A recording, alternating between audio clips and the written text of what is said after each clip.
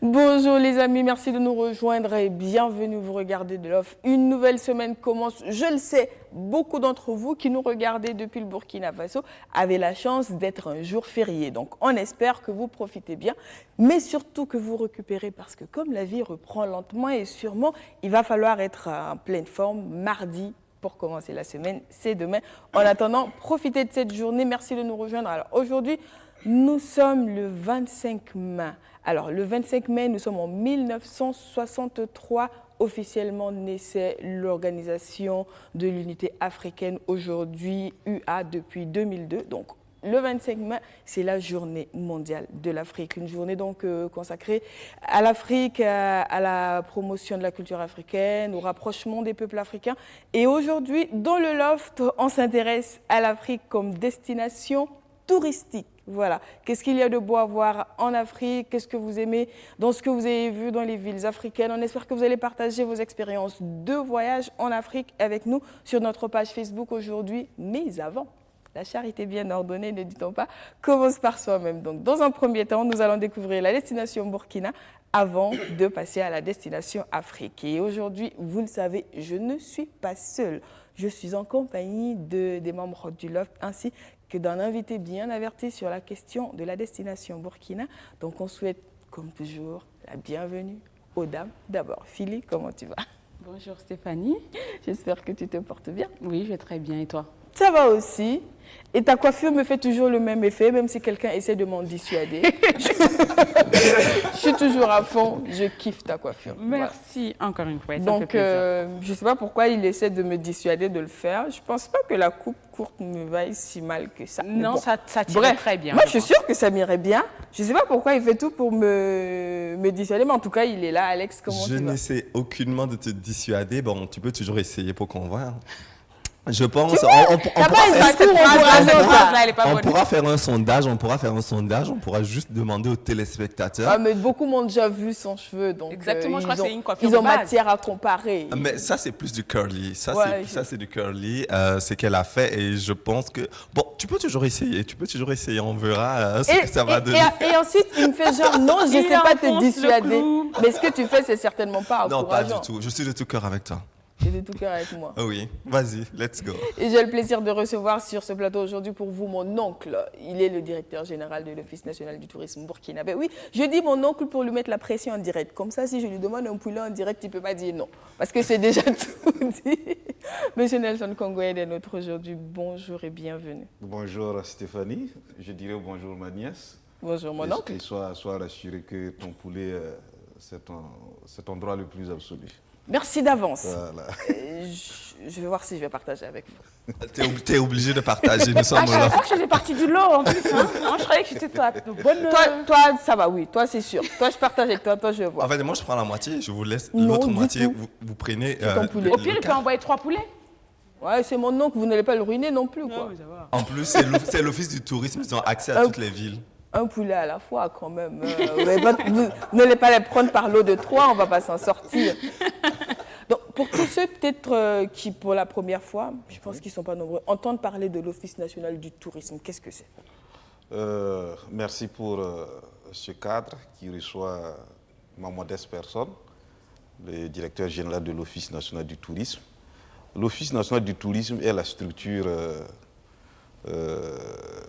du ministère de la Culture, des Arts et du Tourisme, dirigée par l'emblématique ministre Abdoul Karim Sango, oui. Voilà, qui s'occupe de la promotion du tourisme. D'accord. Voilà, parce que quand vous regardez les politiques du tourisme, ou du moins le cadre qui organise le tourisme au Burkina, il y a des directions spécifiques. Il y a une direction qui s'occupe de la valorisation et des aménagements. D'accord. Voilà, qu'on appelle la DGVAT Kourama. Une direction qui s'occupe des politiques et de la réglementation, et qu'on appelle la direction générale du tourisme. D'accord. Maintenant, il y a un office, c'est-à-dire qu'une agence, une structure dont la mission est opérationnelle, qui s'occupe de la promotion. C'est ça qu'on appelle l'Office national du tourisme burkinabé, qui existe depuis 30 ans. 30 ans. Voilà, depuis 1989, je dirais même 31 ans. Wow. Voilà, dont la mission, c'est d'organiser et de mettre en œuvre tout ce qui est comme stratégie marketing, tout ce qui est comme stratégie de communication, afin que la destination du Burkina Faso soit vraiment une réalité. Et il n'y a pas que la question de la destination, il y a le tourisme interne. Oui. Donc ça dit que cet office-là a pour mission aussi de développer le tourisme interne que d'aucuns diront le tourisme domestique. D'accord, donc voilà. Que le Burkina soit visité par les Burkinabés, ça Burkinabés ne fait certainement pas de mal. Voilà. D'accord. On l'entend hein, dans un spot qui passe bien régulièrement sur la télévision nationale, le Burkina Faso, la destination à ne pas manquer. Et certains se demandent, mais il y a quoi à voir au Burkina? Donc je ne sais pas, je vais vous demander à vous, est-ce que vous avez déjà visité des sites au Burkina? Philippe, peut-être depuis que tu es là, est-ce que tu as eu le temps de voir les sites touristiques? Pas encore. Non, honnêtement non. D'accord. Je vais être honnête, je n'ai jamais eu l'occasion. Ah mais tu as vu le monument aux héros nationaux? Voilà. À part Ouaga, bien sûr. À part Ouaga, mais oui. Ça c'est plus dans mes tournées, oui. Dans mes séries à moi, personnelles, que je vois un peu ce qui se passe dans Ouaga. Et à l'extérieur de Ouaga, non. Mais honnêtement, je crois qu'on a besoin d'une bonne communication au Burkina parce qu'il y a des choses à voir. Oui, il y a des choses à voir. Stéphanie, oui. J'ai envie de lui demander si elle est active au Burkina Faso depuis combien de temps? Moi, je suis active au Burkina Faso depuis 7 ans, avec une pause de 1 an. Okay. Donc, on va dire 6 ans. Et je suis là, mais comme je suis à Ouaga, je ne sors pas beaucoup. Moi, mon tourisme est plus dirigé vers d'autres pays. Surtout que ton travail t'amène à quitter le pays. Exactement, j'ai un travail qui me pousse à voyager énormément. Et donc, on cible certains pays africains. Maintenant, le Burkina, on avait tenté. C'est pas par... On a essayé, mais malheureusement, on a du mal à vendre la destination. On a du mal à le vendre. Et quand on tente même, ne serait-ce même à perte, quelque chose, une activité au Burkina, on n'a pas le public escompté. Donc le problème vous incombe. Exactement. Merci. Exactement. Ça me concerne à 100%. Oui. Voilà, d'autant plus que je vis ici. Oui. Et les étrangers que je reçois habituellement me demandent c'est comment le Burkina Faso. Et là, je peux répondre honnêtement parce que moi, étant chez moi, dans mon pays d'origine, j'avais une idée assez négative du Burkina Faso. Et quand je suis venue, ça a énormément changé, radicalement même. Oui. Donc, j'utilise cette expérience-là pour essayer de convaincre les gens qui sont à l'extérieur. Et il y en a quelques-uns qui sont venus en passant. C'est-à-dire que s'ils devaient aller, par exemple, à Bamako, ils font une petite escale, ils font 2-3 jours, oui, et après, on me demande, quand je les revois, ils me disent « Tu n'as pas de poulet flambé pour nous ?»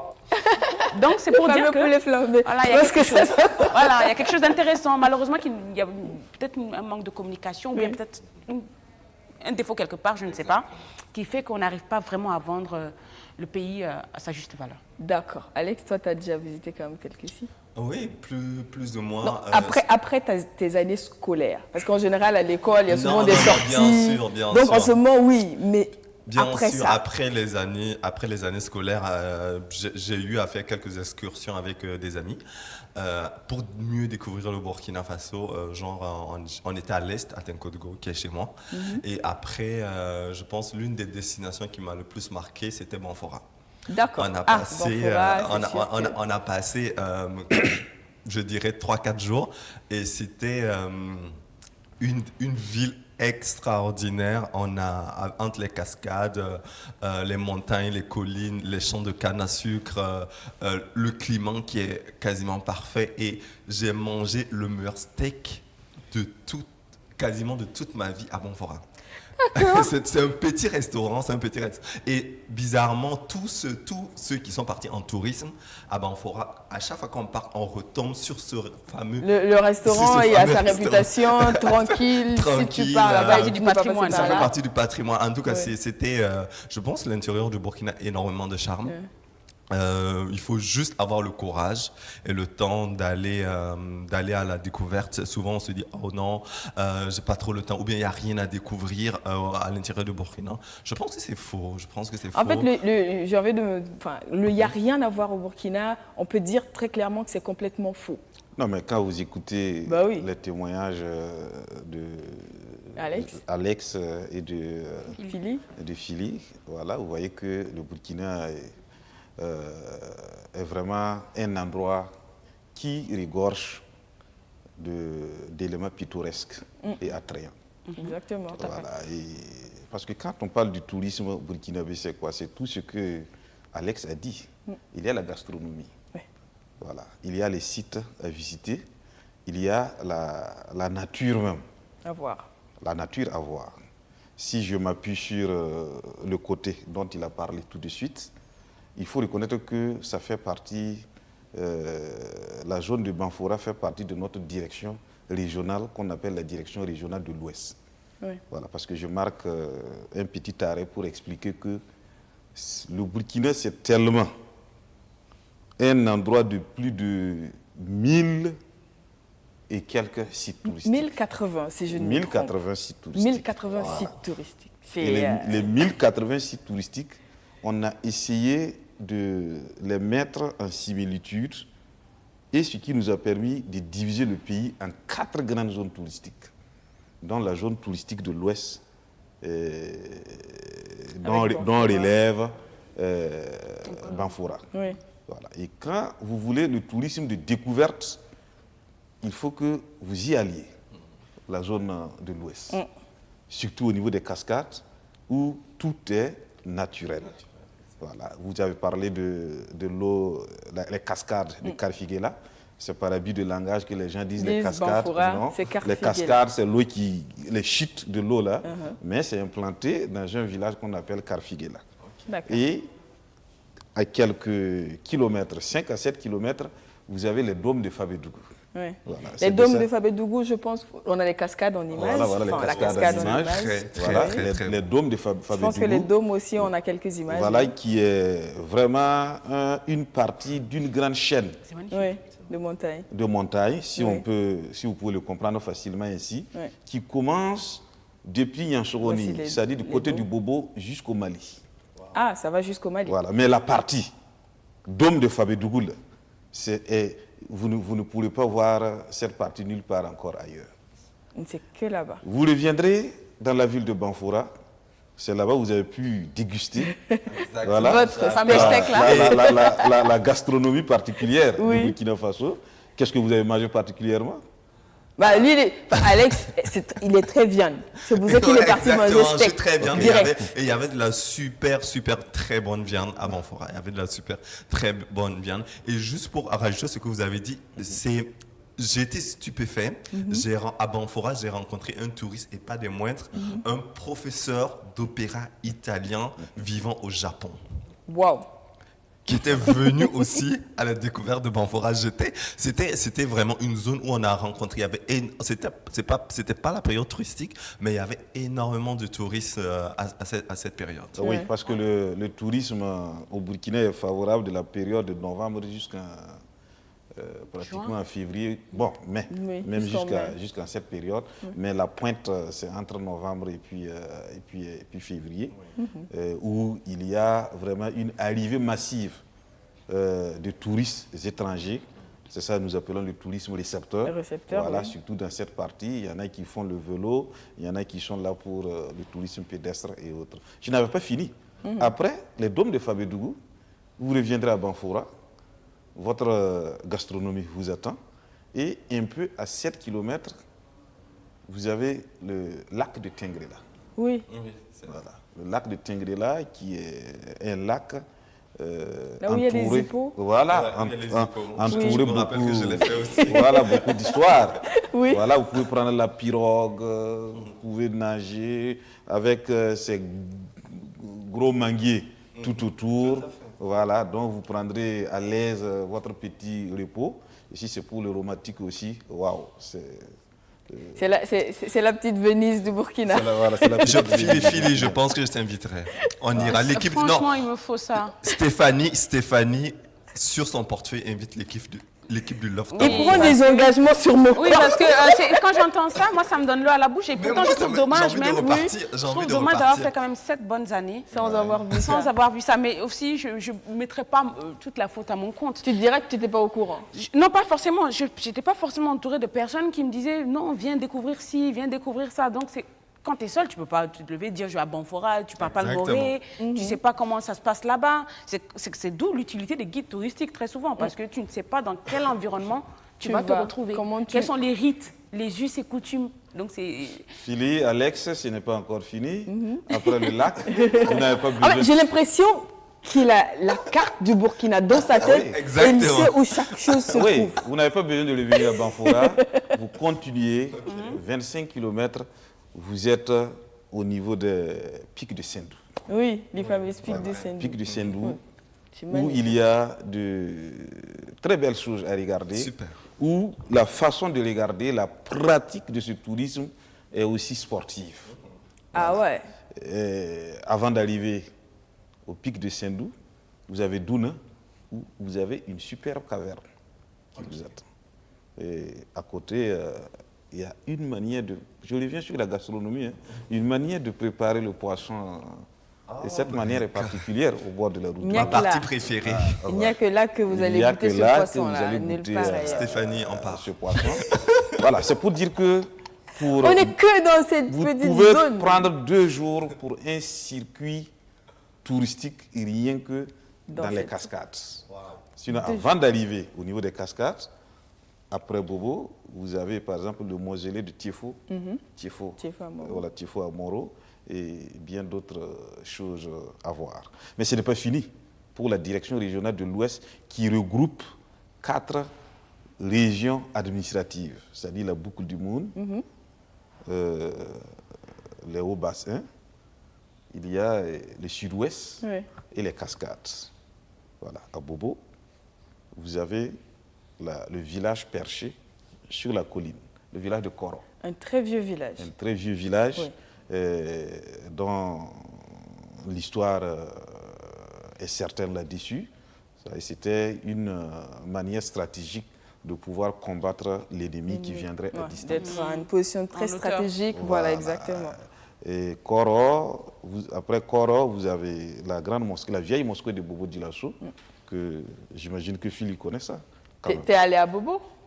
T'es pas encore allé à Bobo? On corrige ça, t'inquiète. Voilà. Il y a le mausolée. Je fais confiance à Stéphanie Dion. Non, on corrige ça. Il y a le mausolée de Gimbi Ouattara. Oui, de Gimbi Ouattara, oui. Dans la ville de Bobo. Qui est un grand nom de l'histoire du Burkina, quand même. Et ça s'étend du Burkina jusqu'à Kong, hein. Le royaume de Kong, qui est une grande partie de la Côte d'Ivoire.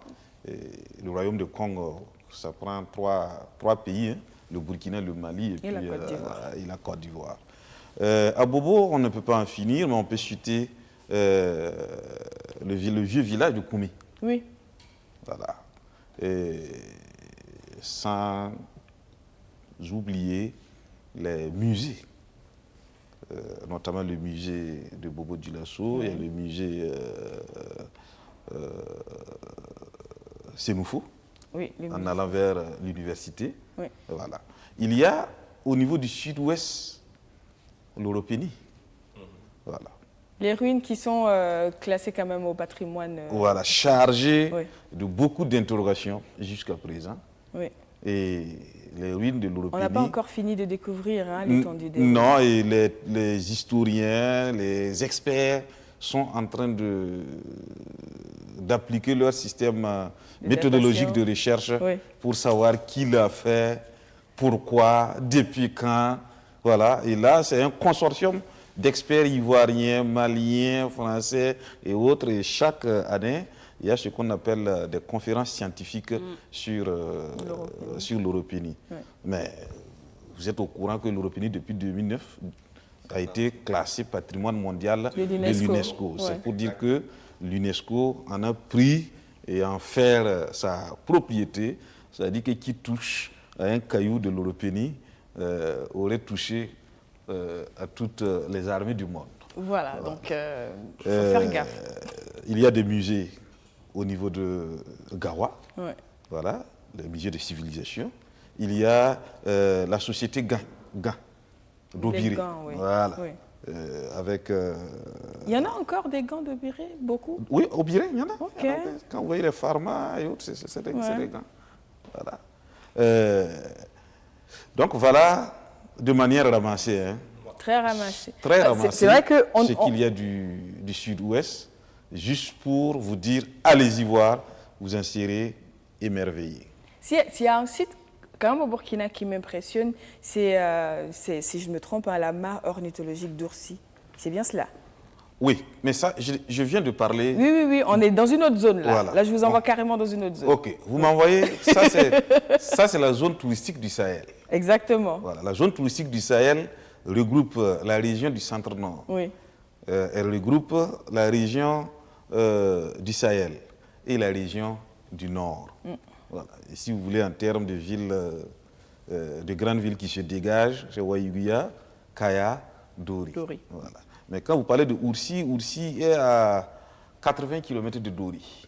Voilà, parce que Dori, Gorom, 57 km, vous ajoutez je suis impressionnée, en fait. Voilà, ça sort facilement comme ça. Et quand on parle du Sahel, en fait, vous êtes à la porte de la grande savane. Oui. Voilà. Et les peuples qui animent cette partie du Burkina, voilà, vous allez trouver des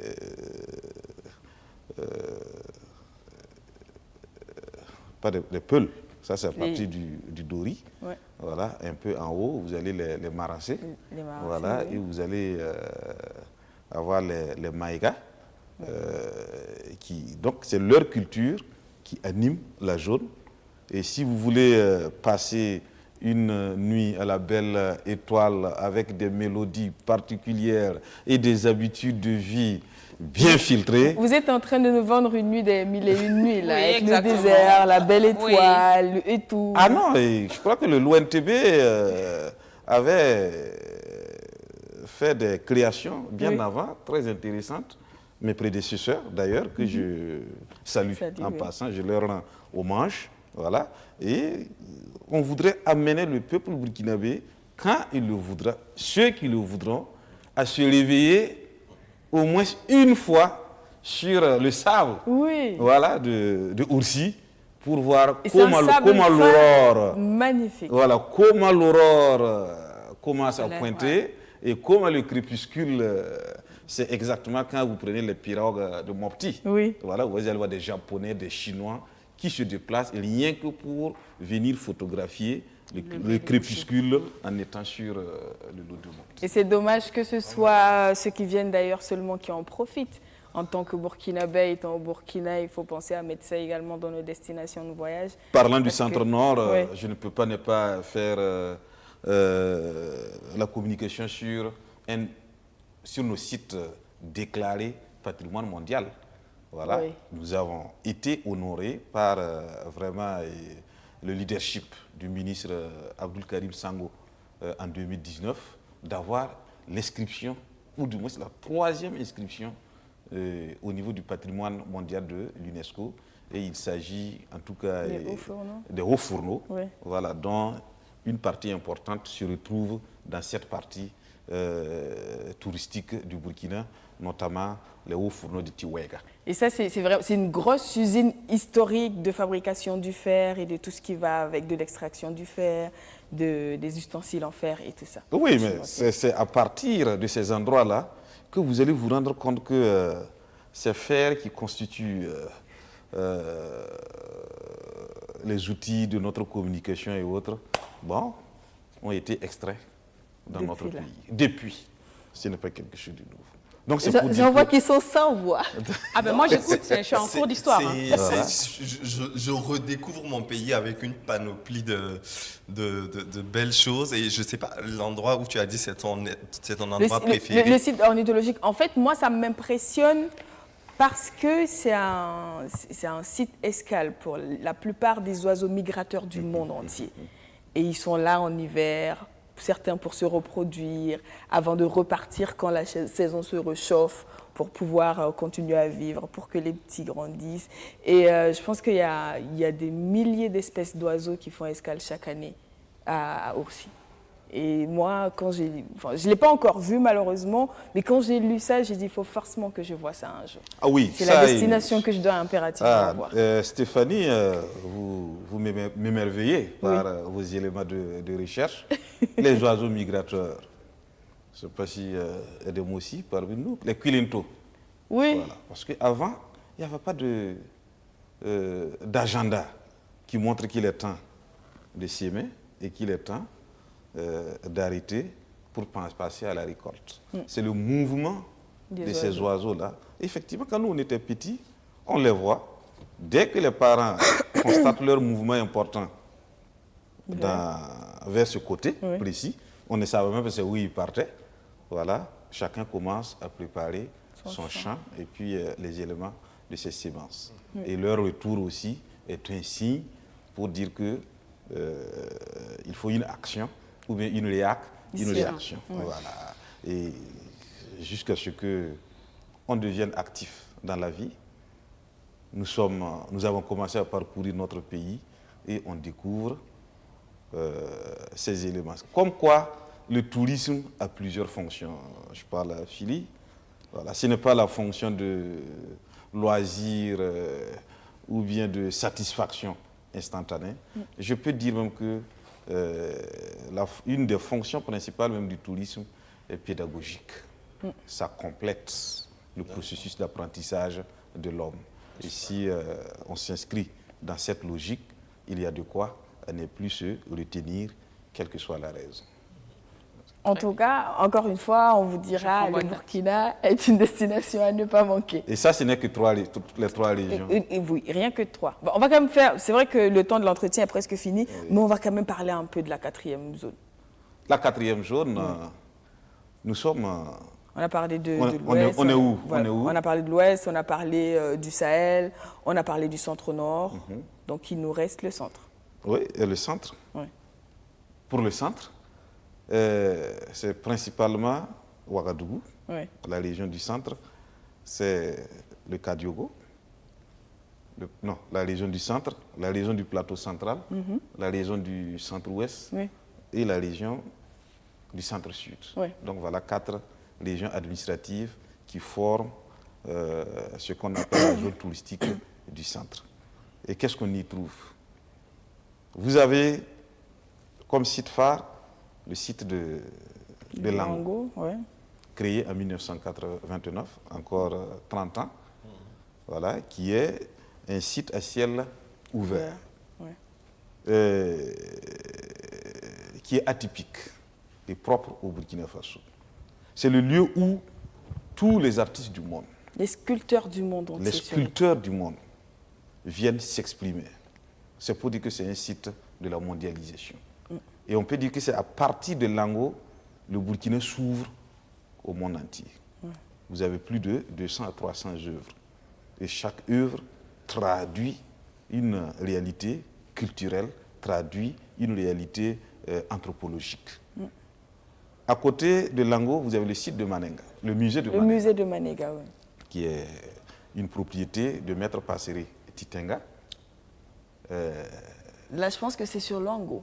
Oui, nous sommes à Lango. D'accord. Nous sommes à Lango, où les artistes, vous voyez, ils ont les mains chargées. Ils sont là pour tailler la pierre. Voilà, chacun vient et il élit une résidence.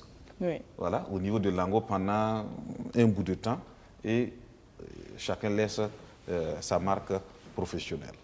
Voilà. Le musée de Manenga, vous venez au centre à Ouagadougou ici, on appelle ça le tourisme d'affaires surtout. Principalement. Voilà, les grandes conférences se tiennent. Vous avez des boutiques, en tout cas, qui traduisent la convergence des produits du monde dans ces boutiques.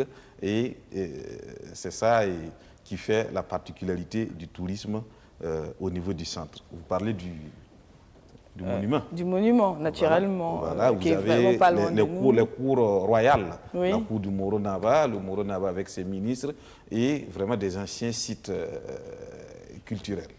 Voilà. Au Burkina, à Ouagadougou, c'est le centre aussi de manifestations culturelles qui ont une vocation touristique. Parce que ça quand même amène beaucoup de monde. Voilà, ça draine beaucoup de monde. Vous avez le FESPACO, qui est aussi notre label. Voilà, c'est un label burkinabé dans le monde aujourd'hui. Vous avez le CIAO, voilà, un label. Il faut féliciter vraiment les autorités burkinabées et leurs dévanciers. Voilà, quand vous pensez qu'il y a plus de 30 ans, des gens ont imaginé des choses qui sont aujourd'hui d'une réalité absolue. Voilà. Je progresse rapidement dans le centre-sud, voilà, où vous verrez les vieilles mosquées à Doulgou, la vieille mosquée de Rakai, ça c'est dans la province du Bazéga. Oui. Voilà, l'histoire et le site de Naba Bilro, ça c'est dans le Zunwego. Oui. Et si vous continuez dans le même lancé, vous aurez le village atypique de Tchébélé. Bon, ça c'est... Non, ça c'est Manega. Ça c'est Manega. Tchébélé, c'est plus avec l'architecture typique, avec les peintures murales, sur les murs et tout ça. Voilà. Et en y allant, à gauche, à droite, vous pourrez vérifier les ranches de Nazenga et autres. C'est pour dire que venez à l'ONTB, nous allons vous vendre des circuits. Donc désormais, quand vous voulez faire un circuit, faites un tour à l'ONTB pour qu'ils vous proposent. On va vous vendre des circuits et des excursions. L'excursion dure une journée. Oui. Pour vous qui n'avez pas de temps. Voilà. Mais le circuit vous demande quand même de passer une nuit quelque part avant de revenir. Ce sont des offres de prestations dont nous disposons actuellement pour la promotion du tourisme récepteur comme celui du tourisme interne. D'accord. Et comment on fait pour vous contacter justement? Parce qu'il y en a peut-être qui se disent oui, mais vous êtes où? Comment on trouve l'ONTB? L'ONTB se trouve aujourd'hui dans le même immeuble que la RTB. D'accord. Voilà, la RTB est au 5e étage et nous sommes au 4e, en plus de la LONAB. C'est pour dire que nous sommes dans l'immeuble de la LONAB. D'accord. Bon, même si je fais leur... Peut-être qu'après, vous allez nous donner un petit chèque, on ne sait jamais. Et nous avons nos contacts partout. D'accord. Voilà, aujourd'hui, je crois que on peut facilement trouver le site de l'ONTB sur Internet. Le site de l'ONTB. Donc, on peut aller... Donc voilà. En tout cas, merci beaucoup de nous avoir fait découvrir autrement le Burkina.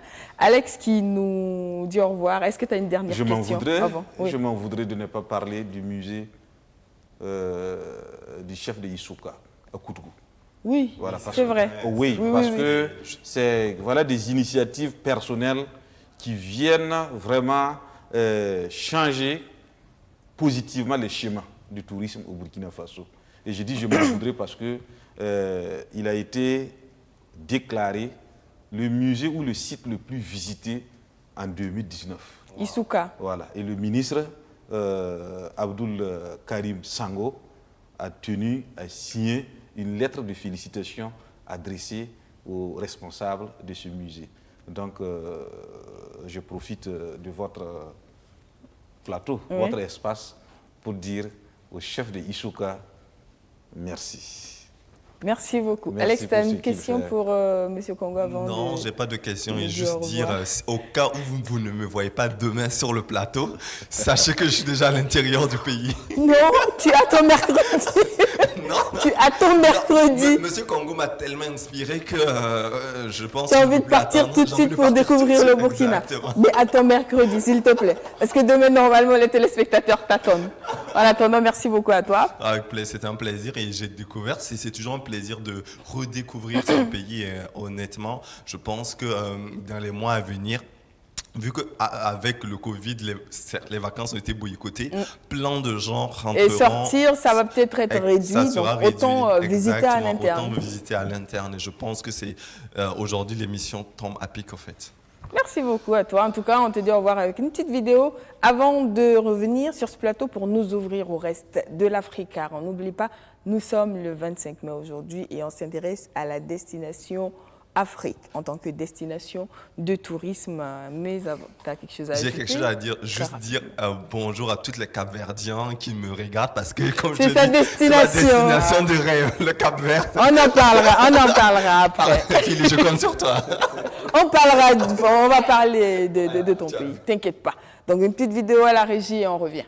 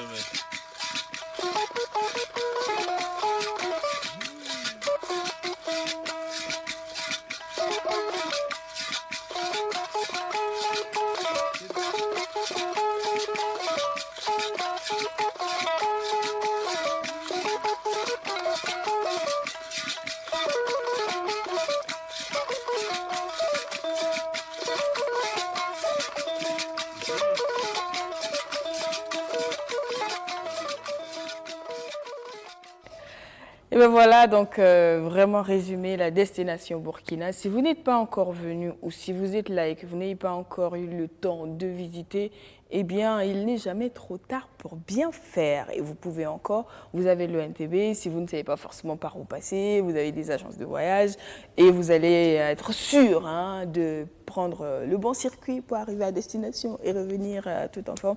On le sait actuellement avec tout ce que traverse le monde, c'est pas évident de parler tourisme, mais c'est important, ça fait partie de la vie et surtout ça nous permet de nous ouvrir, de découvrir et de faire vivre l'économie. Ça, c'est vraiment très important. Et après le Burkina, on s'ouvre au reste de l'Afrique. L'Afrique qui se retrouve donc sur le plateau du Loft. On parle à destination touristique dans le reste de l'Afrique, qui a quand même pas mal de belles choses à proposer pour ceux qui ont déjà eu l'occasion de venir sur le continent ou de sortir de leur pays, de visiter les autres pays. Donc certainement, vous avez vu. Si tel n'a pas encore été le cas, peut-être qu'après ce numéro du Loft, vous aurez envie direct de prendre votre ticket de train ou de... Enfin, je ne sais pas si le train marche encore, ou de car, votre billet d'avion, de direct aller, comme Alex, au Cap-Vert, pourquoi pas, en Afrique, pour visiter. Mais avant, on reçoit le président de APIA, donc qui est une association qui œuvre pour l'intégration africaine. Bienvenue sur ce plateau. Comment ça va? Oui, ça va, Stéphanie. Un micro.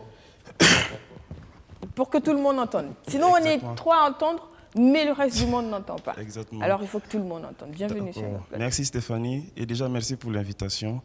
Donc, APIA, c'est l'association pour la promotion de l'intégration africaine. Ouais. Donc, on réunit plus de 15 nationalités au Burkina. 15 nationalités. Exactement. Et on travaille essentiellement avec les étudiants.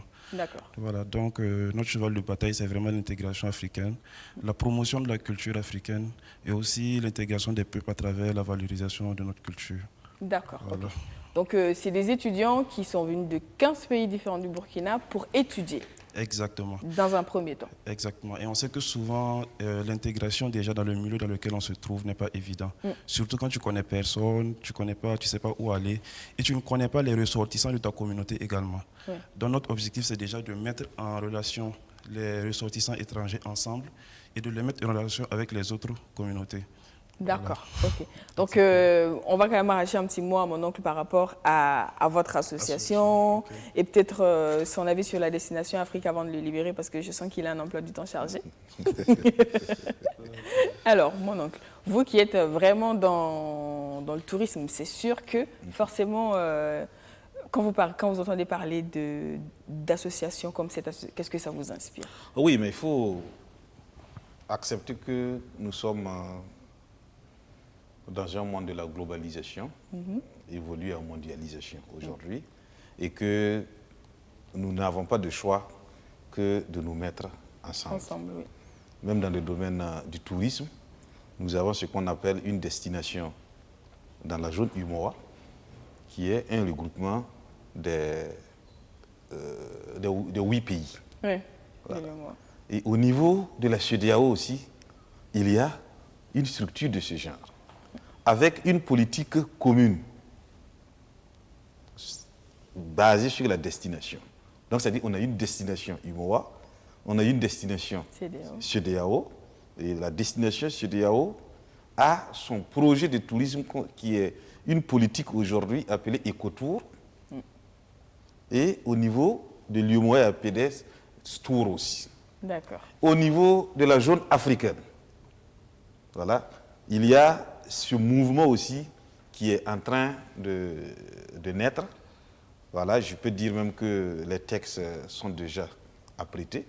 Je crois que dans quelques mois, la directrice générale de Côte d'Ivoire Tourisme vient de m'envoyer une lettre pour dire qu'il faut que nous ayons un cadre de travail ensemble pour mettre aussi en œuvre une structure de ce genre qu'on appelle l'AOET, c'est-à-dire que l'association des offices du tourisme africain.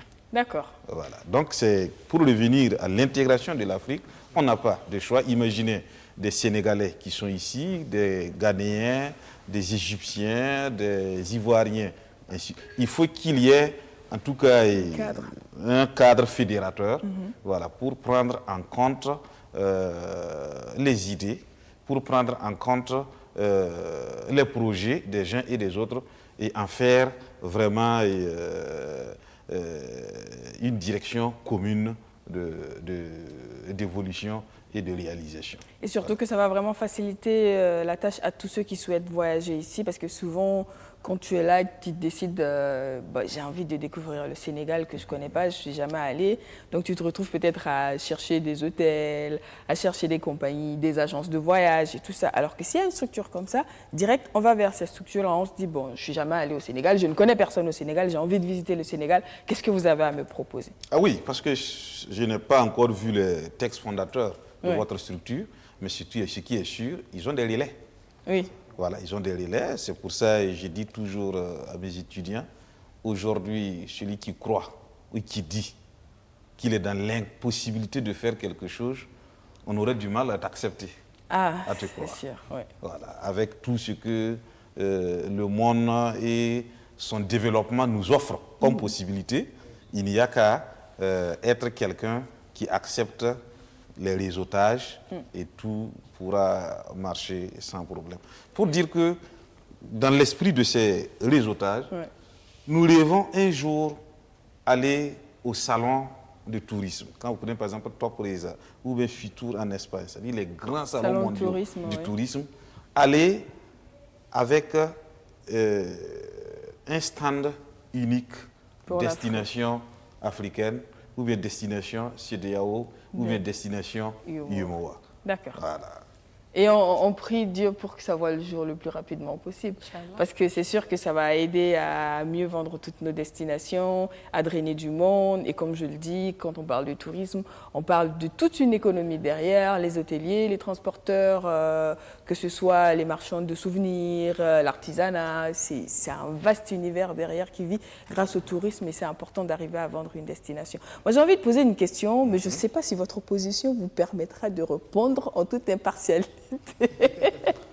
C'est quoi? Et on va voir. C'est quoi votre plus beau souvenir de voyage en Afrique?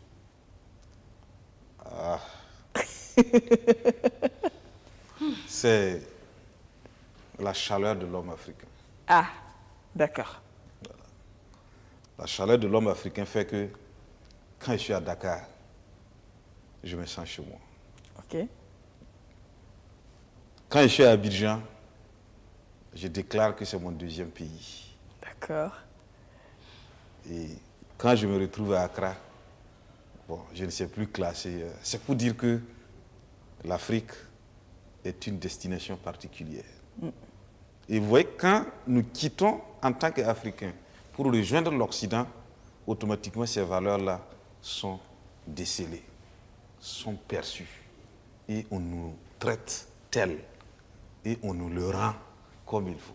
Et en principe, quand tu te retrouves dans un environnement non africain avec un Africain, peu importe sa nationalité, tu as l'impression de retrouver un frère. C'est mon frère. Voilà, exactement. Et le mythe dans tout ça, c'est une chaleur générale, mais avec des spécificités en plus. Ouais.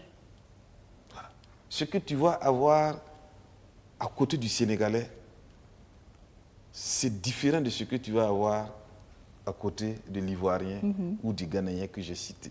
Ouais. Mais au finish, c'est la chaleur est de même nature.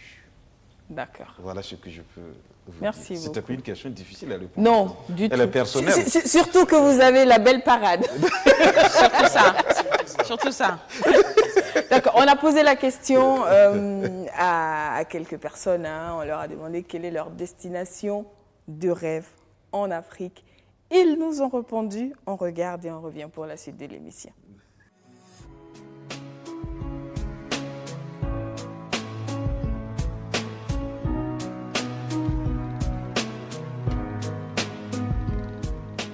Pour moi, en Afrique, mon pays de rêve, c'est le Rwanda. C'est la Côte d'Ivoire. Côte d'Ivoire seulement. C'est le Congo RDC. Ma destination de rêve en Afrique, c'est le Sénégal. Ma destination de rêve, je dirais le Mali. Ma destination de rêve, c'est le Ghana. Parce que leur culture me plaît bien, leurs femmes s'habillent très bien. Bon, les gens qui sont en Côte d'Ivoire, ils pardonnent, ils ont pitié des procès. En tout cas, ils respectent les étrangers. Ils n'ont jamais fatigué un étranger. Tu arrives en Côte d'Ivoire, c'est comme tu es chez toi. C'est le climat de Ghana qui me plaît, avec leur manière de s'habiller aussi. Leur nourriture aussi me plaît, genre foutou, poney. À chaque fois que je cause avec un Malien, vraiment, je suis fier de lui. Quand on était un peu petit, j'attendais à chaque fois dire que la femme malienne s'est préparée. Je veux voir ça en fait. Je veux goûter même une vraie nourriture d'une femme malienne pour voir si cela est vrai.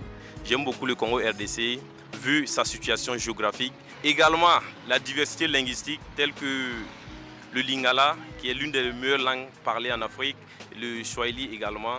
Et le côté gastronomique également, j'apprécie beaucoup les plats congolais, voilà, tels que le foufou, le chikwan, fumbwa. C'est en tout cas des choses vraiment qui sont très bons et très délicieux à manger surtout. Les Congolais sont tout le temps bien habillés. En Afrique, Kigali sera la capitale la plus propre en Afrique. Voilà, et bientôt, ils parlent dans combien de temps ça sera dans le monde. Donc, c'est des actions fortes que le président a prises et que tout le monde salue l'initiative actuellement. Voilà, donc vraiment, c'est un pays sérieux pour moi. Donc, je rêve en tout cas d'y aller.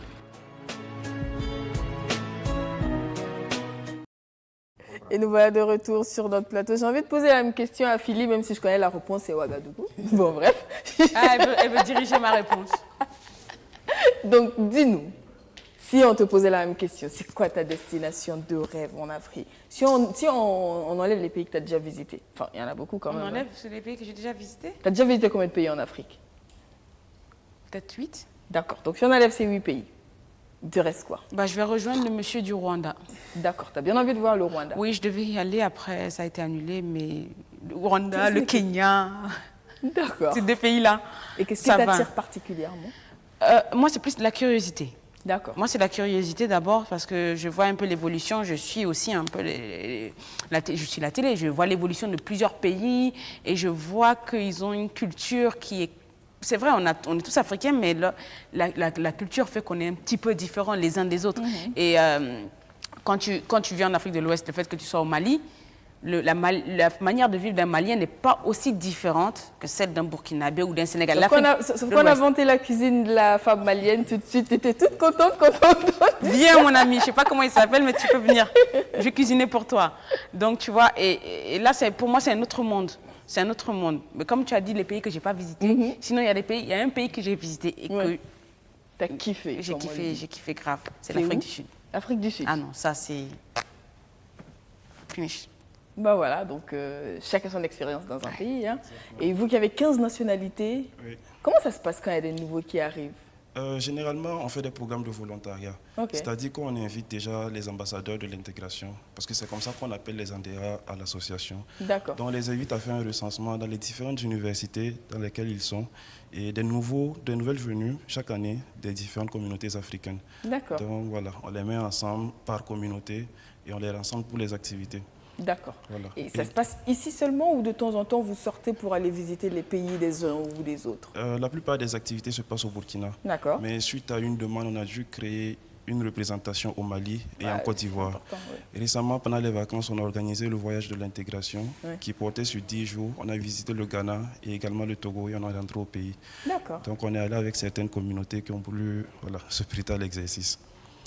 C'est super intéressant ça. C'est-à-dire tu quittes ton pays, je ne sais pas, le Tchad, tu viens au Burkina pour tes études et grâce à l'association, tu visites le Togo, tu visites... Et pour dire qu'on n'a pas forcément besoin de ce voyage-là même. On en organisera d'autres aussi. Mais le plus important, c'était en fait de créer l'Afrique en miniature au Burkina Faso. Donc on a la représentation de toutes ces communautés-là. Et autour de certaines activités, on organise déjà des débats, des concours d'art culinaire, de football entre les communautés. La petite canne d'Afrique dans toutes les diversités. Donc c'est l'occasion pour tout le monde de venir découvrir déjà comment ça se passe. Donc même sans un billet d'avion... Avant de voyager, déjà grâce à vous, on peut découvrir chaque communauté dans sa spécificité gastronomique, vestimentaire, musicale. C'est très important. C'est très important tout ça. Et je voudrais ajouter qu'il y a une date qui est dédiée, c'est le 25 mai qui est aujourd'hui. C'est aujourd'hui, C'est la journée de l'Afrique, décrétée par l'Union africaine. Donc chaque jour, on organise une activité qui est de African Integration Day. Qui réunit toutes ces communautés autour de certaines activités. Donc malheureusement, donc bonne fête de l'Afrique à tous les Africains. Merci.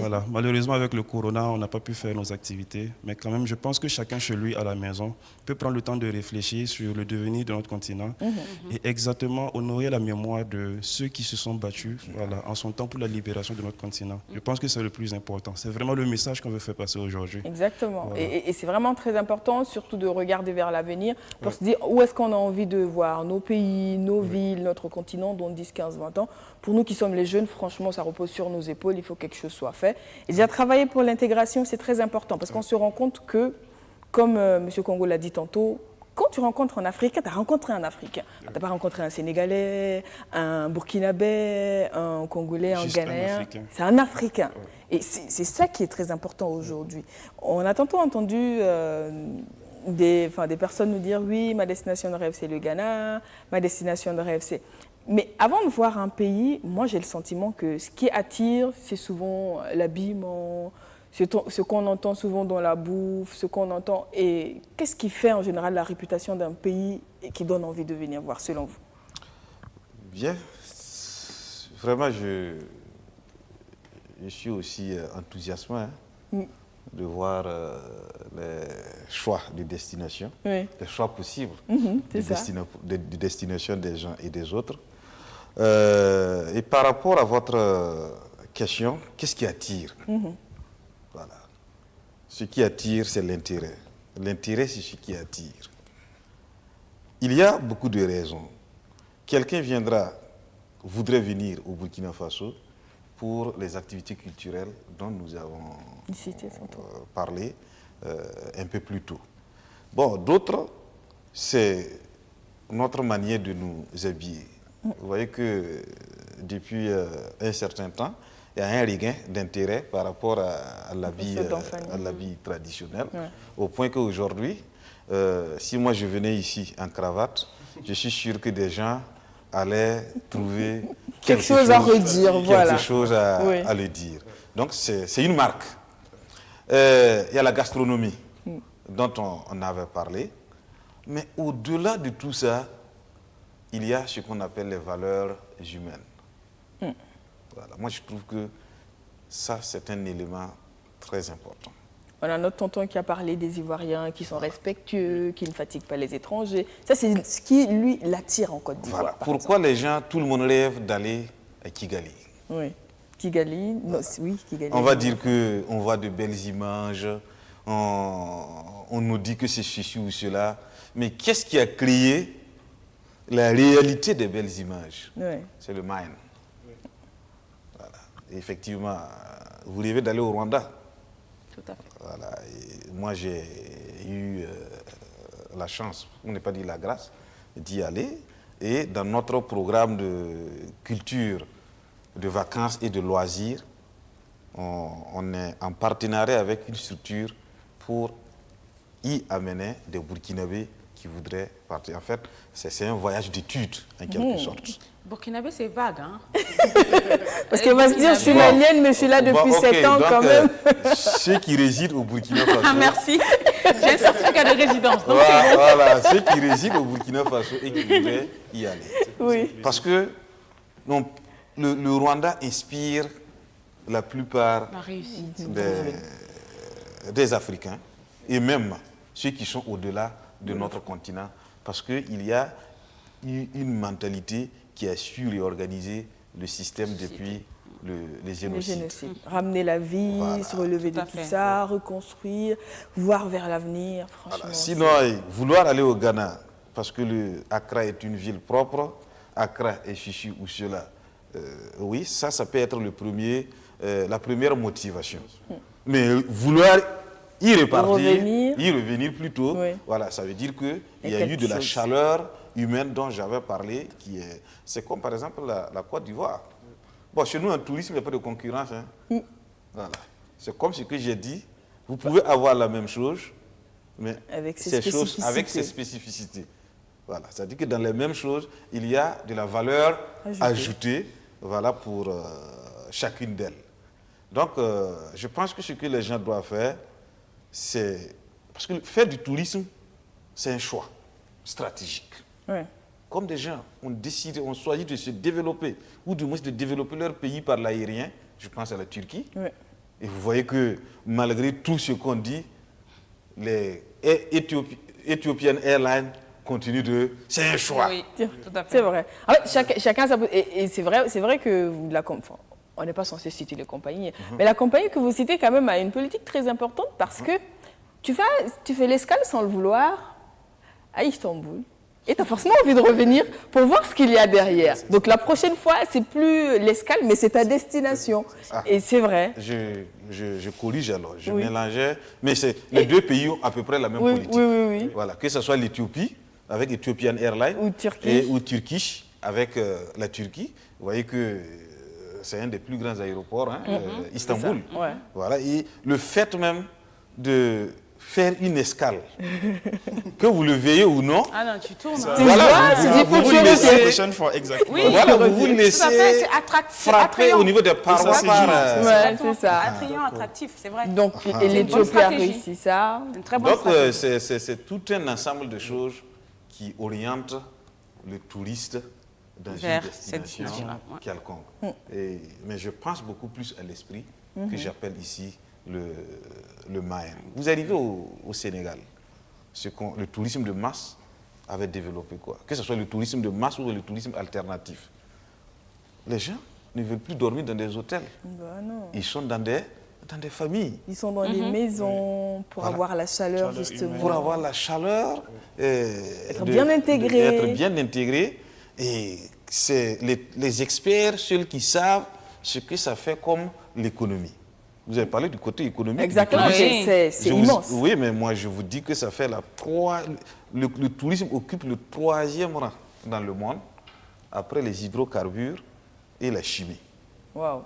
Voilà, c'est pour dire 1, 2, 3. Voilà, 1, 2, 3. C'est pour dire que même l'automobile et ce qui nous paraissent aujourd'hui, l'or et autres, non. Ça occupe un point important dans l'évolution d'un pays. Le tourisme. C'est comme quoi nous avons une raison d'en faire vraiment une politique réelle. Mais chez vous, 15 nationalités, est-ce que vous avez une approche un peu pour vendre les destinations de ces différentes communautés qui sont là? C'est vrai qu'il y a déjà les activités sur place, mais au-delà. Exactement. Il faut dire que les communautés, entre elles-mêmes, organisent des activités de manière indépendante. Donc, elles invitent les autres communautés à venir participer. Et souvent, on a des séances de projection du tourisme exactement sur leur pays, le paysage, tout ça. Voilà. Ils essaient de vendre aussi leurs images au Burkina. Chacun essaie de vendre sa destination. Voilà. Et de manière naturelle, même quand on se rencontre dans la causerie, les photos, donc chacun veut savoir, chez toi c'est comment ça se passe, voilà. Mais pour aller dans le même sens que M. Congo, je dirais qu'avant de découvrir la chaleur humaine, ce qu'on a sur place dans un pays, ce qui peut attirer, c'est peut-être d'abord l'image que l'on vend. Il a parlé de l'ère de la mondialisation et on est beaucoup écran aujourd'hui. Exactement. Voilà. Donc je pense que la meilleure manière de communiquer et de vendre son image, c'est déjà de passer par ça. Oui. On a les productions cinématographiques, on a les clips vidéo des artistes. Donc même sans quitter chez toi, si tu connais un artiste, voilà, tu découvres, tu as envie de découvrir. Et je pense que les États devraient beaucoup s'accentuer sur la culture à travers la vente de l'image sur les écrans. Et en fait, en parlant des images, notre réalisateur nous a fait une petite compilation de quelques capitales africaines by night. Je ne sais pas pourquoi il a préféré. D'accord. Je ne sais pas pourquoi il a préféré la nuit, mais voilà, donc on a des images de quelques capitales. C'est en Afrique, hein, voilà, c'est pas ailleurs, c'est en Afrique. Bon. Malheureusement, j'ai pas bien révisé. Donc c'est au Congo, ça. Ça, c'est à Brazzaville, je crois. Oui, ça c'est... C'est pas Brazzaville? Lagos, ok. Ça, c'est Lagos.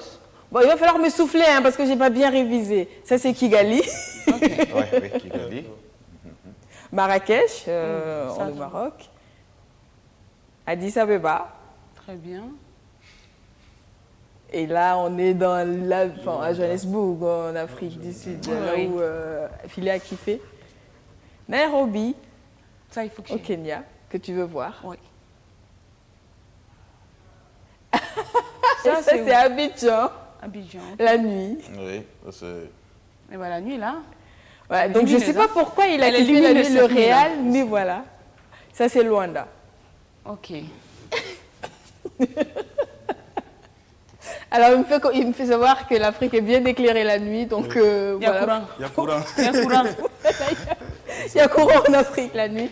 Donc voilà quelques capitales de l'Afrique pour vous dire que oui, l'image, ça compte énormément. C'est important. Et voir ça comme ça, après, tu as juste envie de voir la même chose, mais en vrai, être là, sur place et de se dire « Waouh, je suis dans ce paysage-là ». Parce qu'on ne montre pas ça sur les chaînes internationales. Quand on parle de l'Afrique, c'est les problèmes, la maladie, la misère.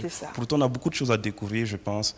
Et c'est vraiment l'opportunité de se ressaisir les uns et des autres et de conscientiser. Et je pense que l'État a un rôle important à jouer dans ça, pour chaque pays africain. Oui, je pense aussi. Mais heureusement, ce qui est bien en fait pour la destination africaine aujourd'hui, moi j'ai envie de dire, c'est les réseaux sociaux. Oui. Qui font que facilement, chacun peut vendre son carnet de voyage.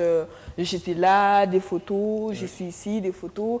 Et ça fait que derrière, on est le relais de la destination pour ceux qui nous regardent, pour ceux qui nous suivent. Et c'est très important. Donc franchement, moi je salue aujourd'hui tous ces jeunes qui voyagent et qui n'hésitent pas à partager leur expérience de voyage avec les autres. Est-ce que vous avez déjà été dans une destination parce que vous avez rencontré la communauté lors d'une activité qui vous ont bien vendu la destination et que vous vous êtes dit, il faut que j'y aille, forcément? Je n'ai pas encore eu l'occasion. Ouais. Je sais qu'on est allé au Ghana aussi par le biais d'un ressortissant ici au Burkina. Mais je pense que ça viendra. C'est une association assez jeune. Ouais. On est déjà à 3 ans d'existence. Et on a déjà organisé nos premiers voyages. Donc on avait 2 destinations l'année passée. Et on continue à découvrir l'Afrique à travers l'intermédiaire des communautés qui résident au Burkina Faso. D'accord, super. Donc on va faire une petite pause publicitaire et on revient pour la suite de cette émission. On va voir, Philou nous dira comment elle choisit une destination, qu'est-ce qui la motive, qu'est-ce qui t'attire le plus, mais juste après la pub. Les bonnes choses peuvent partir. Vous savez, le public applaudit, j'apprécie.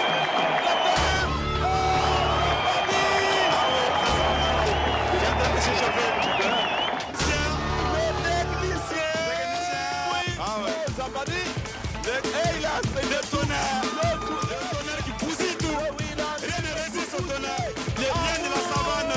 Les bébés qui soulèvent les poules. Allez, la patrie. La patrie. La patrie en démonstration. Il y a personne. Le sourire qui s'échappe.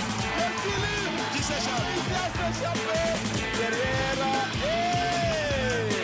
Voilà. Voilà. En train de vous dire.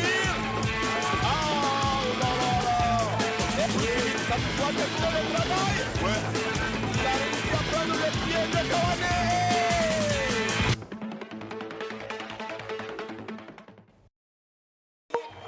Il va se décider. C'est parti. Décollage. C'est parti. Il monte. Il monte. Alors maître. Validé. C'est validé. Monte. Il monte. Il monte. Il monte. Il monte. La puissance.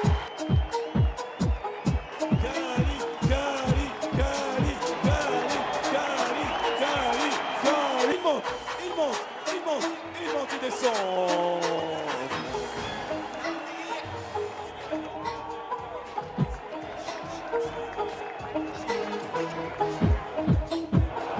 Grand Kali.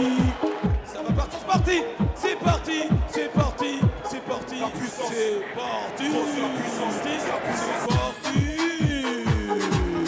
Et bon, la puissance. On l'applaudit très très fort.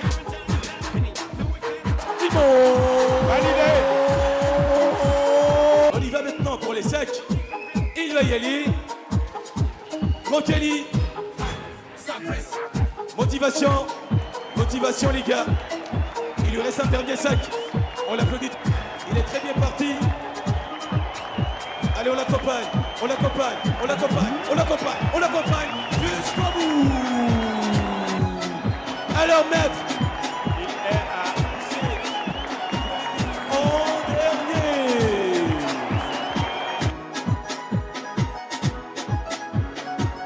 La puissance. Gros, c'est la puissance. Alors Philly, tu t'inscris pour BFM Musique? Ça va? Ah, ça va. Quoi? Non, merci, ça non, va. Non, mais tu doutes de toi? Non, je suis désolée, mais ça va, Yann. Tu vois, Tara? On va y penser. Peut-être avec le soutien de Iron Bibi, on peut essayer de faire quelque chose. Non, lui, il ne peut pas. Non, lui, il ne peut pas. C'est pas possible, parce que s'il part, il va tout casser. Ah oui, ça c'est sûr, champion du monde. Donc pas lui, mais Philippe peut-être. Non, mais elle peut être une outsider. Personne ne l'attend. On te voit, on te dit, débarquer de nulle part. Et puis voilà, zéro force en fait. C'est ce que tu sais pas. J'ai zéro force. Il paraît que les Maliens ont ce qui est. Ah ouais, en plus. Je suis aussi fragile qu'une plume. Ouais. On va voir. Donc prouve-nous que tu es fragile en t'inscrivant. Comme ça, on verra que tu Toi, je te vois venir, tu veux que je crève en fait. Bon, pour revenir justement à notre sujet du jour, donc l'Afrique et ses destinations touristiques de rêve. Et Philly a quand même eu l'occasion de visiter pas mal de destinations en Afrique et je te demandais tantôt, qu'est-ce qui fait que tu choisis un pays ou un autre? Alors déjà, dans ce que je fais, nous, d'abord, c'est l'aspect marketing qui nous intéresse. D'accord. Un pays qui se vend le mieux. Nous, c'est comme ça, par rapport à ces critères d'abord qu'on choisit. Et on connaît un peu notre clientèle. Donc on sait quels sont les types de pays qui peuvent les intéresser. Et donc à ce moment-là, nous aussi, on essaie de faire des recherches au maximum pour voir comment ça se passe, est-ce que c'est compliqué, ainsi de suite. Et après ça, nous, on y va souvent même sans connaître ce pays-là. Donc quand on y va, on organise toujours des sorties touristiques, comme monsieur... Pour pouvoir découvrir. Exactement. Donc après nos semaines nos jours de formation, on fait sortir tous nos participants, on fait des sorties découvertes, on apprend à connaître le pays, ainsi de suite. Et c'est après la première expérience qu'on se rend compte que la plupart de nos clients apprécient ce pays et souvent même veulent revenir. D'accord. Donc c'est les destinations, on a des destinations phares qui marchent déjà. Et en Afrique, on va dire, en Afrique, il y en a quelques-unes. On peut avoir une idée de quand même ces destinations qui marchent en Afrique? Le Maroc marche beaucoup. Le Maroc marche bien? Le Maroc marche. Je serais même tentée de dire que l'Afrique du Sud marche, mais le problème, c'est pour s'y rendre. C'est assez épuisant. Ouais. C'est très épuisant. Et pour des personnes qui sont d'un certain âge, le trajet peut être compliqué. Parce que étant à Ouaga, si tu veux aller au Maroc, que ce soit à Casa ou Marrakech, c'est maximum 5-6 heures de temps, tout au plus. 4 heures même. Et quand tu vas aller en Afrique du Sud, tu en as pour au minimum 8 heures de vol. Ah, 8 heures de vol. Donc, ce n'est pas du tout évident. Mais c'est des destinations qui plaisent. Ouais. C'est des destinations qui plaisent. Et c'est des destinations qui, selon moi, je reviens à ce que j'avais dit au départ et qu'il a appuyé, il faut savoir vendre son pays. C'est ça. Parce que la plupart du temps, on n'a pas l'opportunité d'aller voir, d'aller se faire une idée de ce pays. Nous, on pioche, on va sur Internet. Et en allant sur Internet, on a toutes les informations dont on a besoin. Sur certains pays. Exactement, sur certains pays. Et on sait qu'arriver là-bas, on n'aura pas forcément trop de problèmes. Il y a des choses à visiter, on ne va pas se sentir dépaysé, se sentir dans un coin, non, ainsi de suite. Et par exemple, quand on prend les pays de l'Afrique de l'Ouest, le Sénégal par exemple, le Sénégal se vend très bien. Le Sénégal se vend très bien, c'est comme la Côte d'Ivoire aussi, se vend très bien. Et puis à un moment où au Mali, on arrivait à vendre le pays, mais bon, avec les situations de djihadisme et tout ça. Mais il fut un moment où le tourisme apportait énormément à l'économie malienne, énormément. Surtout le côté nord et ainsi de suite. Donc nous, c'est Internet. C'est Internet. Il faut vendre son pays, il faut utiliser les outils qu'on a actuellement pour pouvoir promouvoir son pays. Et nous, c'est comme ça. Et malheureusement, c'est-à-dire qu'étant dans un pays touristique, Burkina, je te donne un exemple tout simple. Quand nous, on organise dans un autre pays, on éjecte de l'argent là-bas. C'est ça, en fait, le truc. Pourquoi éjecter cet argent là-bas si on peut le faire chez nous? Mais quand nous-mêmes on tente d'organiser quoi que ce soit dans ce pays, je vous dis honnêtement, ça ne passe pas. Et donc nous, excuse-moi, c'est notre travail. Donc nous, d'abord, c'est gagner notre vie. Donc si la destination du Burkina ne marche pas, on ne va pas s'y attarder. D'accord. Voilà. Et donc, je pense qu'il y a un manque de communication. Il y a vraiment pour vendre la destination. Pour vendre la destination. Pourquoi? Parce que même quand moi je venais ici, les gens n'avaient pas vraiment une idée assez claire du Burkina Faso. Et ils me disaient non, mais il n'y a rien au Burkina, tu vois un peu. C'est parce qu'on n'a pas bien vendu le pays. Ouais, parce que c'est quoi? C'est un vaste territoire vide. J'aurais dit Abidjan ou Dakar, on m'aurait dit ouais, c'est bien. Mais Burkina, Mali même ça va. Honnêtement, dans ce cas de figure-là, je dirais même que ça peut aller. Mais quand tu dis tu viens au Burkina, le Burkina n'est pas vendu à sa juste valeur. Il faut vraiment revoir ça. Et je pense que, bon, comme il a dit, l'État, il faut que l'État aide à mieux mettre les outils à disposition. Voilà, et même les finances. Il y a beaucoup de choses qu'on doit tenir en compte. Et comme il a dit, le tourisme est classé 3e dans le monde. 3e. C'est pour te dire à quel point c'est important. Ça fait de l'argent. C'est important. Et donc, c'est comme ça que nous on choisit. C'est Internet, c'est les réseaux sociaux, Google, on regarde. Souvent, on va même sur Booking. On regarde les... Ouais, c'est vrai que c'est important. Souvent, il y a des pays qui ne sont pas là, alors qu'ils ont quelque chose vraiment de concret à offrir.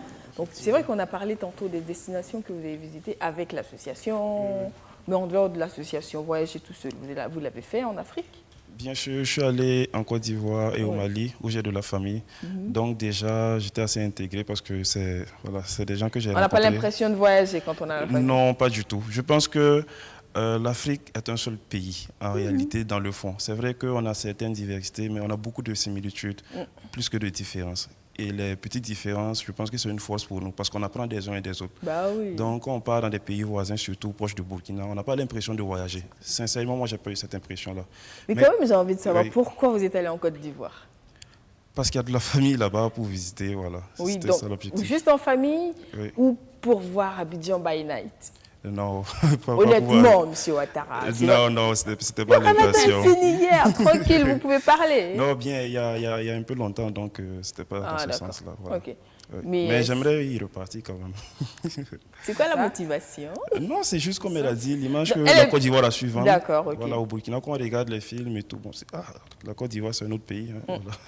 Donc on a envie de découvrir, on souhaite aussi d'atteindre ce niveau de développement-là pour notre pays. Mais c'est vrai qu'en attendant, on aime bien dire les États, les décisions et tout ça, mais quel peut être le rôle des jeunes, justement, dans la vente de la destination? Je pense que un très bon canal, c'est déjà notre association. Et il y a d'autres qui existent aussi, que j'encourage beaucoup. C'est de vraiment faire la promotion de sa propre culture. Voilà. D'accord. Donc, à travers les réseaux sociaux, nous, on a un petit défaut au Burkina. On est un peu trop humble. Donc, même quand tu pars quelque part de joli dans ton pays, pour prendre une photo et la poster, par exemple, sur les réseaux, tu te dis, bon, on va te dire, donc tu veux nous montrer que tu étais là-bas. Et pourtant, c'est une manière d'inviter les autres à venir découvrir. Et je pense que c'est très important. Non, mais c'est vrai. Donc déjà, il faut repenser les mentalités dans ce sens-là. C'est vrai, moi j'ai eu un commentaire, excuse-moi de te couper, même si je te coupe. C'est toujours comme ça que ça se passe. Non, mais c'est vrai, j'ai eu ce commentaire-là.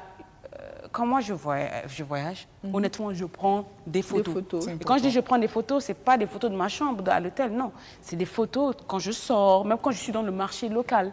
Je prends des photos et que je mets sur mon statut WhatsApp, sur ma page Facebook, sur mon compte Facebook, pardon.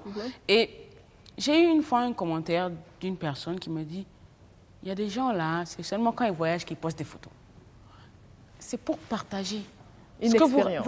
Vous ratez quelque chose. Je ne parle pas de l'aspect financier. Si on n'a pas les moyens, on n'a pas les moyens. Mais tu peux un jour te lever, tu as envie de t'évader, tu vas dans un coin, ne serait-ce même que ce que je partage. Je pense qu'à travers ça, ça peut t'aider à mieux connaître le pays. Et le problème, c'est quoi? C'est qu'on a beaucoup de blocages. On a beaucoup de blocages dans ce sens-là. Et aujourd'hui, nous, les jeunes, on a des outils que nos parents n'avaient même pas avant.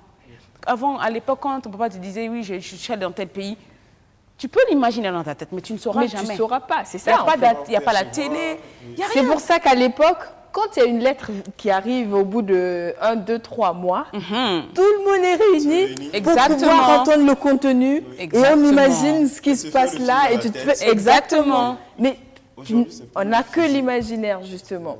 Donc, c'est vrai que c'est important de penser à ça. Et on a effectivement ce petit blocage-là, malheureusement, de se dire, oui, si je le fais, on va se dire que je veux me vanter d'avoir voyagé, je veux me vanter d'être allé ici. Mais ça, c'est quand on est hors du pays. Mais dans le pays même, on a... Pourquoi quand c'est un interne, en ce moment, on ne va pas dire que tu as voyagé et que tu veux faire le malin. Enfin, tu es au Burkina, je ne sais pas, tu es allé à Bangrogo. C'est vrai qu'il y a beaucoup qui ne considèrent pas la forêt classée comme un site, mais il y a tellement de choses à voir dedans. J'ai fait un cours à l'époque, quand on était encore au lycée, on découvre des espèces, mais c'est hallucinant. On ne se rend pas compte qu'on a tout ça vraiment au cœur de Ouagadougou. Du coup, on n'a pas forcément le réflexe d'y aller, ou alors quand on y va, c'est pour manger dans un coin tranquille. On ne va jamais voir ce qu'il y a en plus. Parce est-ce qu'on intègre vraiment que c'est quelque chose d'extraordinaire qu'on a quand on est chez nous avec ça? C'est ça aussi la question. Oui. En fait, je pense que les gens se précipitent souvent vite. Parce qu'à l'intérieur même de ton pays, je pense qu'il faudra découvrir beaucoup.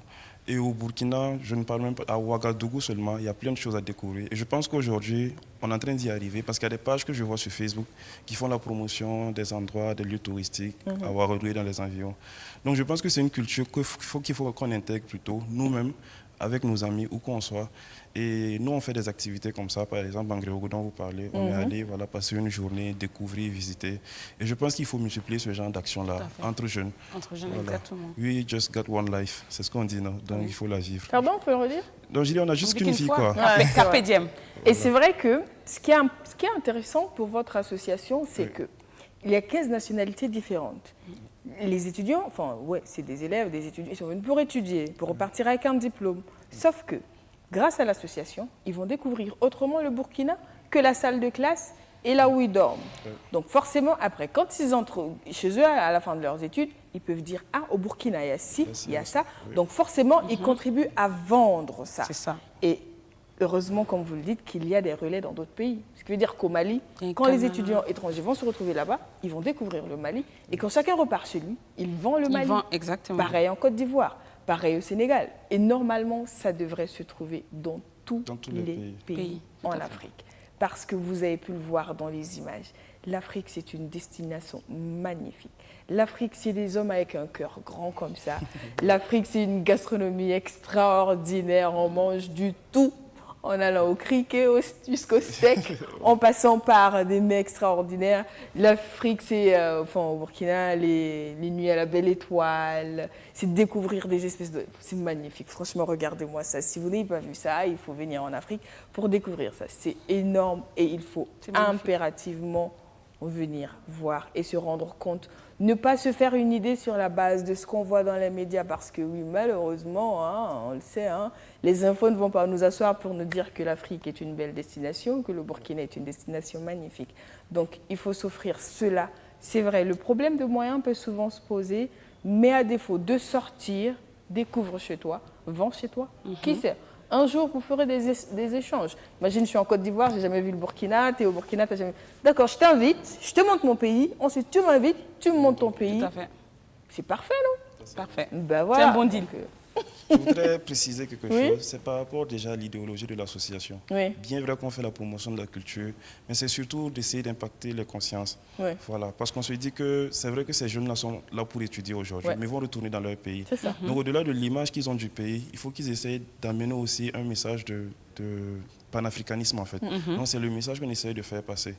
Donc on organise des formations aussi dans ce sens-là sur les réformes de l'Union africaine, l'agenda 2063. Voilà, c'est un agenda qui décrit à l'horizon 2063 l'Afrique qu'on veut, Africa We Want. Ça sera 100 ans après la création. Exactement.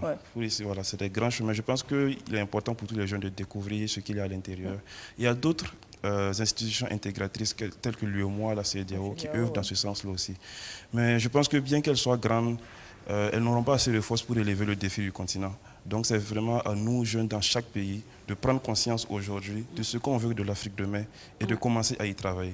Parce qu'il ne faudra pas que ça nous surprenne. Ça, c'est sûr. Là où nous sommes aujourd'hui, nous ne l'avons pas décidé. Des gens se sont battus pour nous. Mais je pense que l'Afrique qui sera demain, c'est celle que nous aurons dessinée. Donc vraiment, j'invite les uns et les autres à essayer de repenser déjà au passé de l'Afrique et se donner de la force pour aller devant. Oui. Merci beaucoup pour ce joli message.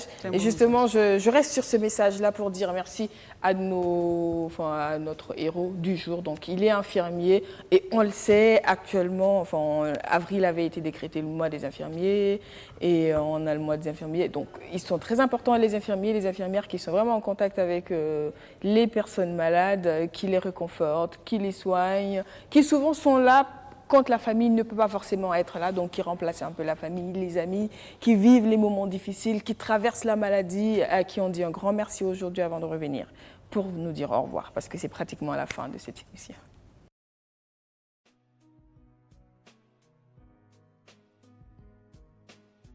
D'abord, je voudrais dire merci à la télévision BF1 de nous donner l'occasion de parler de notre profession.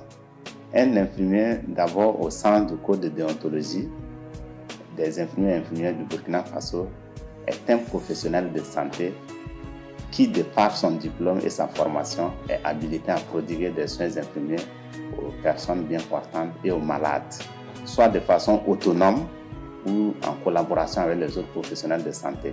Il faut savoir qu'au Burkina Faso, il y a l'infirmier breveté, il y a l'infirmier d'État, les attachés de santé, les conseillers de santé. Donc, tout ce monde-là fait partie vraiment de la profession infirmière. Il peut travailler au CSPS, il fait pratiquement tout là-bas. Il travaille également au CMA avec les autres professionnels de santé, au CHR, les centres hospitaliers régionaux, au CHU, les centres hospitaliers universitaires et dans les directions centrales. Une journée de travail de l'infirmier dans un hôpital, et dès qu'il arrive très tôt le matin, la première des choses, c'est prendre les constantes des malades hospitalisés. Après cela, il va préparer la visite médicale.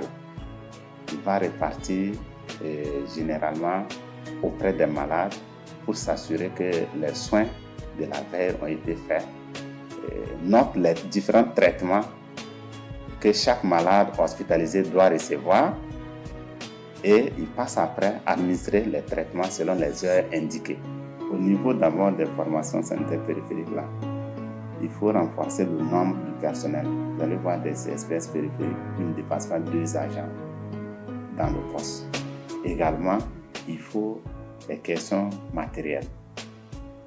Donc, sans effectivement le matériel nécessaire de travail, c'est difficile pour l'infirmier de pouvoir vraiment atteindre effectivement les objectifs parce que souvent, il y a des services où il n'y a même pas un temps humain. Une volonté de mettre en œuvre vraiment les plans de soins dans les hôpitaux, les plans de soins infirmiers, c'est très important. Mon principal conseil de santé aux populations, c'est effectivement de ne pas hésiter dès qu'ils sentent un petit problème de santé, de s'adresser vraiment au centre de santé. Je voudrais vraiment remercier les autorités du ministère de la Santé pour les efforts faits, en tout cas dans le cadre des activités de santé et à l'attention de mes camarades, de mes collègues infirmiers. Je voudrais vraiment les féliciter pour ces efforts quotidiens qu'ils mènent pour donner la santé aux populations, surtout dans cette période, en tout cas, de la pandémie de Covid-19, où vraiment ils sont au premier plan de cette lutte-là.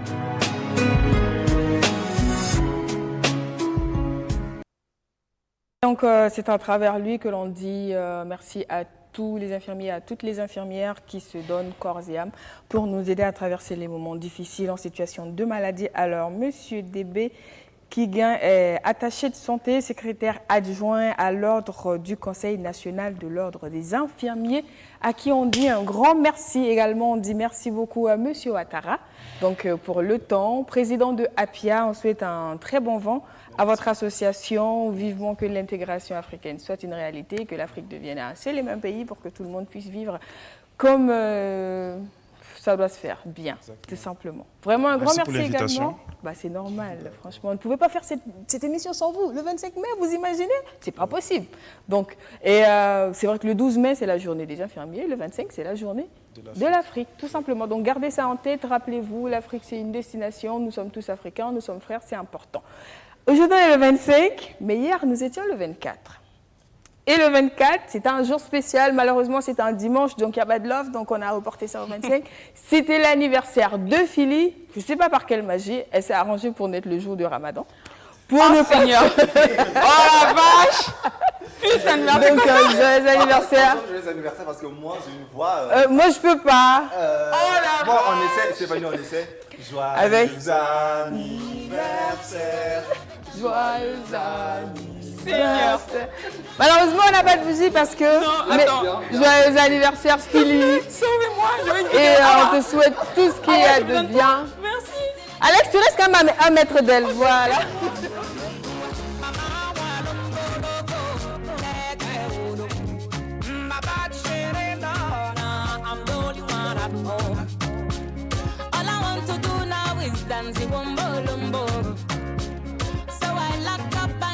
Corolla Becondo.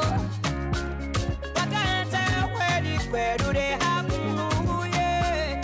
Come see my picking at the Arugo de John Colombo. Bombo Lombo. Bombo Lombo.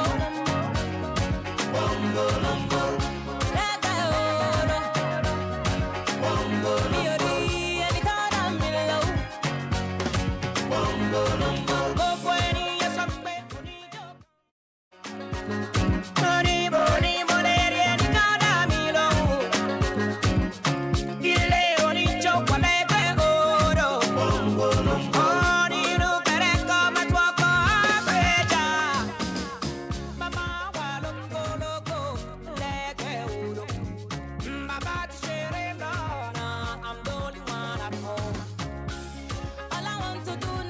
Dancing